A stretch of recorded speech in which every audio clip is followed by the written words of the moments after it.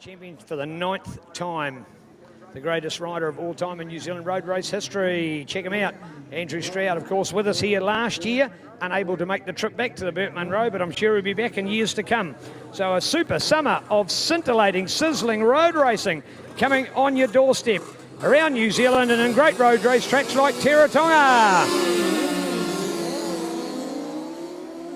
But for me, the summer of road racing starts right here at Wyndham, and this is what sets the scene. It did last year. If you were here last year, you may recall the Kawasaki kid, Nick Cole. Well, he went on to win the 600s, and the man who was with him, Andrew Stroud, he went on to win the Superbike. So the two top riders here last year went on to become the two top New Zealand champions of road racing. So it sets the scene, and I think you can put the Ryan Hampton into that bracket, because I tell you what, that man is going to go places this super summer to come. So look out for him. It'll be fabulous. And just to bring it on with another great summer of road racing kicking off right here in Wyndham, the heart of road racing in Southland.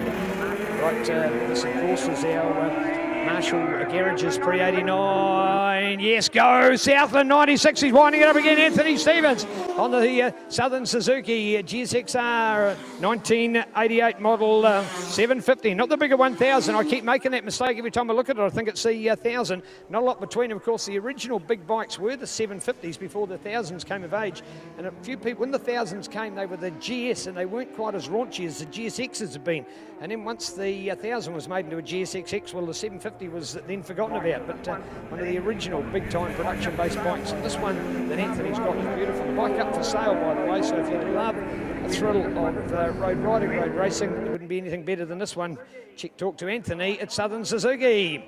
All right, time for a wheelie from Kevin Orr, 56 for the Christchurch man, but it's a Southlander behind him, along with Australian Doug Wood in a very good third place. So the Martians Garage Pre-89 Classic, and another good battle within the race, and it's the 188 this time. Anthony Bain from Riverton ahead of Gray Mitchell, and there's the little 250, folks. The 250 is Chris Giskins on the 523 bike, so you've effectively got 1000cc bikes, 750cc bikes, 1100cc bikes, 600, and you've got 250. And I'll tell you what, he's not a distant last either. Why? Because this is the little multi-cylinder KR1 Kawasaki. These were a fabulous little production-based bike, and of course riders like Aaron Slight started racing on the Yamaha equivalent of these. There used to be 40 of these at race events around the country in their heyday of the late 80s, early 90s, I should say, and a fine era of our sport.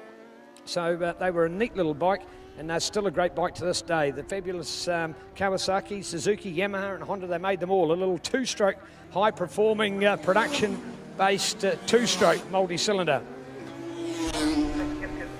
Listen to that 523 go past, and Chris Gifkins from Invercargill, no disgrace on a field like this one. In fact, at Teretonga, you'd probably find it more boring, because on a longer straight, the bigger bikes would just eat him up like cheesels at a party.